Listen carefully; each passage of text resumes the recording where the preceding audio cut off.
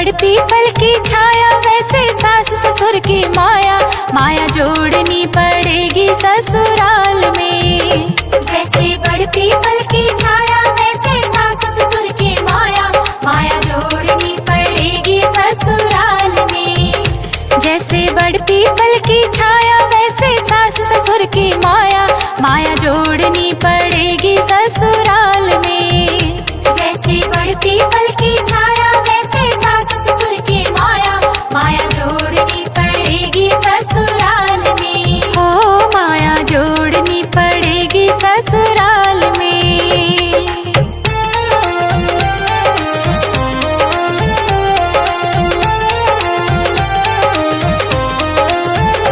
जैसे पानी कुएं का ठंडा वैसे सासू जी का डंडा, जैसे पानी कुएं का ठंडा वैसे सासू जी का डंडा। जैसे पानी कुएं का ठंडा वैसे सासू जी का डंडा, डंडा झेलना पड़ेगा ससुराल में। ओ डंडा झेलना पड़ेगा ससुराल में। जैसे बड़ पीपल की छाया वैसे सास ससुर की माया, माया जोड़नी पड़ेगी ससुराल में। माया जोड़नी पड़ेगी ससुराल में। ओ माया जोड़नी पड़ेगी ससुराल में।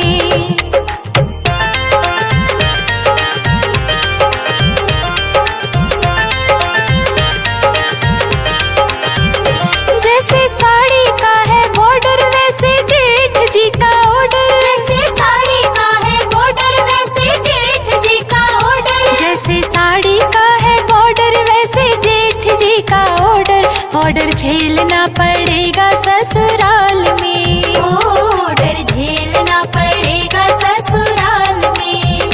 जैसे बड़ पीपल की छाया वैसे सास ससुर की माया, माया जोड़नी पड़ेगी ससुराल में। माया जोड़नी पड़ेगी ससुराल में। ओ माया जोड़नी पड़ेगी ससुराल में।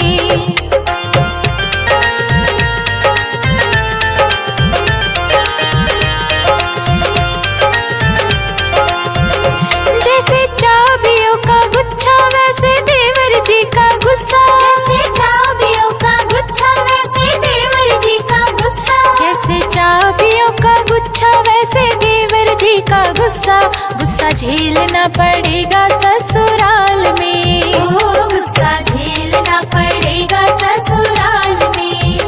जैसे बड़ पीपल की छाया वैसे सास ससुर की माया, माया जोड़नी पड़ेगी ससुराल में। माया जोड़नी पड़ेगी ससुराल में। ओ माया जोड़नी पड़ेगी ससुराल में।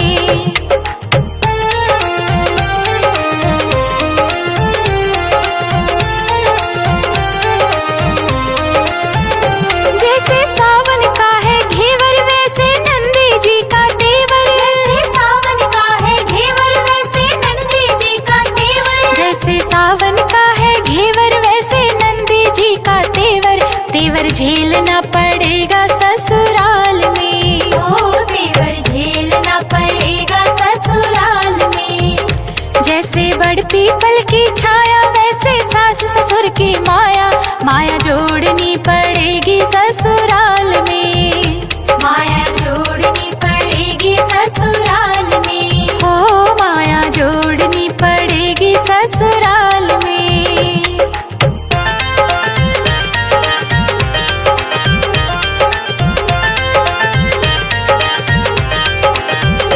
जैसे बरखा की है धार वैसे बलमा जी का प्यार, जैसे बरखा की है धार वैसे बलमा जी का प्यार। जैसे बरखा की है धार वैसे बलमा जी का प्यार, प्यार मिलेगा रे लाडो ससुराल में। ओ प्यार मिलेगा रे लाडो ससुराल में। जैसे बड़ पीपल की छाया वैसे सास ससुर की माया, माया जोड़नी पड़ेगी ससुराल